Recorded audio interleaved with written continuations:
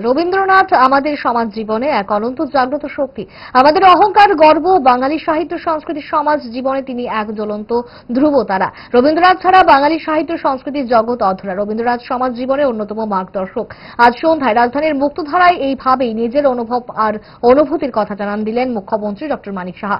স্মরণে মননে রবীন্দ্র প্রতিকৃতিতে ফুল মালায় জানালেন শ্রদ্ধা। আজ গোটা বাঙালি সমাজ উদযাপন করছে বিশ্বকবি রবীন্দ্রনাথ ঠাকুরের 84তম প্রয়াণ দিবস। 22 শ্রাবণ 1941 সালে এই মহীরোহের জীবন অবসান হয়। এই মহান দিবস উদযাপনে আজ মুক্তধারায় রবীন্দ্র স্মরণ আয়োজন করেন রাজ্য তথ্য সংস্কৃতি দপ্তর এবং অনুষ্ঠানে স্কুল পড়ুয়া থেকে শুরু করে নানা স্তরের রবীন্দ্র অনুরাগীদের জমাট ভিড় ছিল মুক্তধারায়। মুখ্যমন্ত্রীর সঙ্গে মহতী এই অনুষ্ঠানে উপস্থিত ছিলেন রাজ্য তথ্য সচিব ডক্টর প্রদীপ কুমার চক্রবর্তী, তথ্য অধিকর্তা বিম্বিসার ভট্টাচার্য সহ অন্যান্য অভিজ্ঞতারা। এদিন বিশ্বকবিকে শ্রদ্ধা নিবেদন করে মুখ্যমন্ত্রী কবির বাংলা সাহিত্যের অপরিসীম অবদানের কথা তুলে আনেন তার গুরুগম্ভীর আলোচনায়। আমরা জানি যে আমরা ওনাকে সব জায়গায় আমরা দেখতে পাই, ওনাকে আমাদের সমাজ জীবনের প্রতিটি ক্ষেত্রেই উনি বিরাজমান। কাজে ওনাকে যদি আমরা মনে করি যে উনি চলে গেছেন তাহলে ভুল হবে।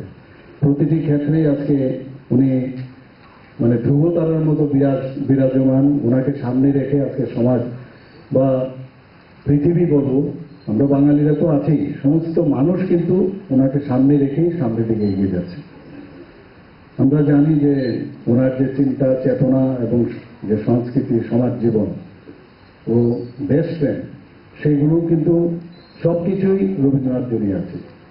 ওনার যে সাহিত্য, দর্শন ও চিন্তা ভাবনা সবসময় আমাদের যখনই কোনো সংকটের অবস্থা দাঁড়ায় তখন উনাকে স্মরণ করে, ওনার সম্পর্কে যখন আমরা জানি, উনি যে কথাগুলো উনি রেখেছেন সাহিত্যের মধ্যে, তার মধ্যে কিন্তু আমরা উত্তরণের যে দিশা সেটা কিন্তু আমরা দেখতে পাই।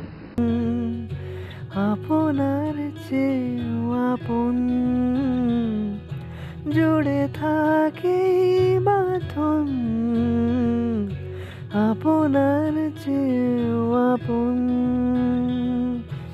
আপনার চেয়েও আপন।